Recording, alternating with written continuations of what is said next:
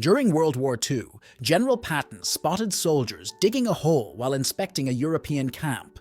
Curious, he approached and demanded, "Soldier, explain to me what you're doing with such enthusiasm this fine morning." "Sir, we're digging a hole to hide our reports on enemy movements so the enemy won't find them if they raid the camp," replied the private nervously.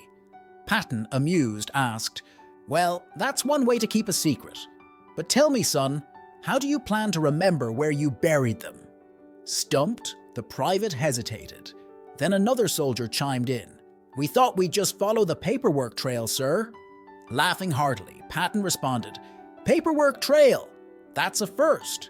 I was worried you boys were going to say you'd use a map and then bury the map too." He then clapped his hands, still chuckling. "Keep up the good work, but next time, maybe tie a string to a tree so you don't have to dig up the whole camp." While inspecting his troops, General Patton noticed a young soldier frantically trying to free a jeep stuck in the mud, but to no avail. Patton marched over. "What's the problem, soldier?" he barked. "Sir, the jeep's stuck in the mud and I can't get it out," the soldier replied, visibly nervous. Patton removed his gloves, handed them to the soldier and said, "Step aside, son. Watch and learn." Patton climbed into the jeep, revved the engine, maneuvered the steering wheel, and tried every trick he knew. But after several minutes, the jeep was still lodged in the mud. Patton stepped out, his forehead beaded with sweat but still maintaining his stern expression. "Private, there's a lesson here," he said. The soldier, scratching his head in confusion, asked, "What's that, sir?" Patton leaned in with a smirk. "Never argue with a mud puddle." One sunny afternoon, General Patton, deep in thought about his next maneuver, took a leisurely horseback ride. As he trotted through the countryside, he encountered a herd of curious cows. Most would have passed by, but not Patton. With his characteristic bravado, he decided to engage them in conversation. "Good afternoon, ladies," he greeted them with a grin, surprising his soldiers. The cows, startled, stared at Patton wide-eyed. Undeterred, Patton continued, "I couldn't help but notice your fine grazing lands. Tell me, what's your strategy for defending against the enemy?" His soldiers exchanged bewildered glances, unsure if their commander had finally succumbed to the stress of war. One particularly bold cow mooed loudly in response. Patton, taking it as a sign of agreement, nodded sagely. "Ah, I see. Vigilance and motivation. Excellent." Woo! Once, during World War II, General George S. Patton was inspecting his troops when he noticed a soldier with his hands in his pockets. Furious, Patton stormed over and barked, "Soldier, why are your hands in your pockets?" The soldier nervously replied, "Sir, it's to keep them warm."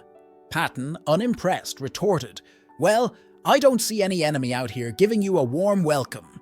With that, the soldier quickly withdrew his hands and stood at attention. Later, as Patton walked away, he muttered to himself, "By God, if it starts raining soup, I'll eat it with a fork." One evening, as the soldiers relaxed around the campfire, Private Johnson humorously suggested, "You know why the general always wears that helmet, right? It's not for safety, it's because he's secretly bald." The group laughed, and Sergeant Harris, catching onto the fun, challenged Johnson to verify his claim directly from Patton. The next morning, Johnson approached General Patton. With all the courage he could muster, Johnson saluted sharply and asked, "Sir, if you don't mind me asking, why do you always wear your helmet? Private Miles here thinks it's to keep your head warm."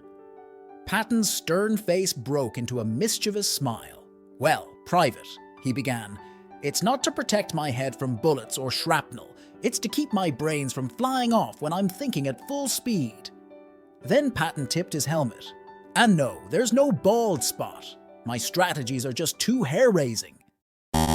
In the midst of World War II, General George S. Patton, famed for his rigorous discipline, embarked on a surprise pre-dawn inspection. The soldiers, still drowsy, quickly formed up, wary of Patton's exacting standards. During his inspection, Patton halted before a private whose neat uniform was marred by an absurdly elaborate tie knot.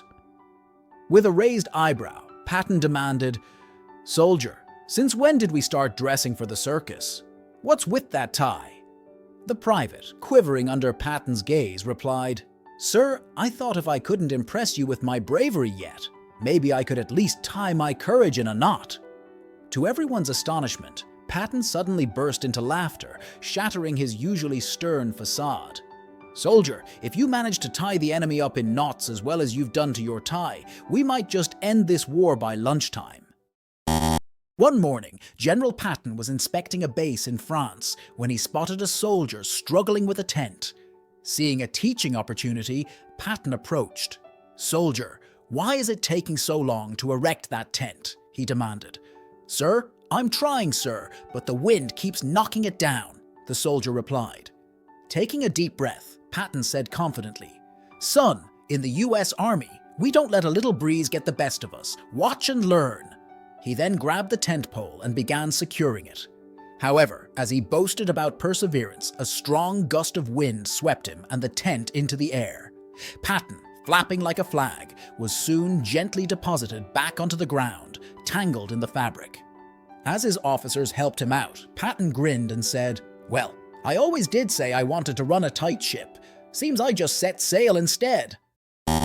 During a training session, General Patton stood before the troops, explaining the importance of thorough preparation before battle.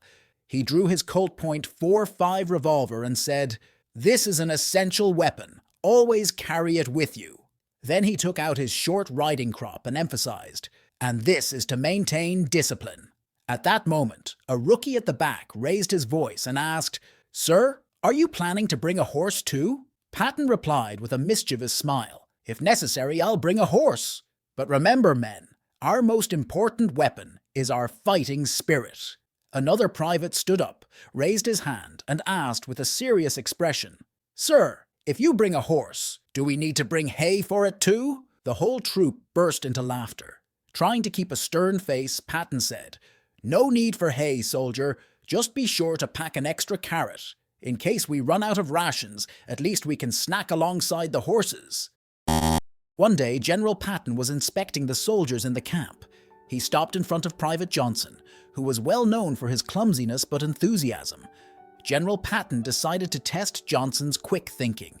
"Johnson!" General Patton called out loudly, "If you were running on the battlefield and saw a grenade land right in front of you, what would you do?" Private Johnson hesitated for a moment, then quickly replied, "Sir, I would pick it up and throw it back at the enemy." General Patton burst out laughing and said, "Good job, Johnson.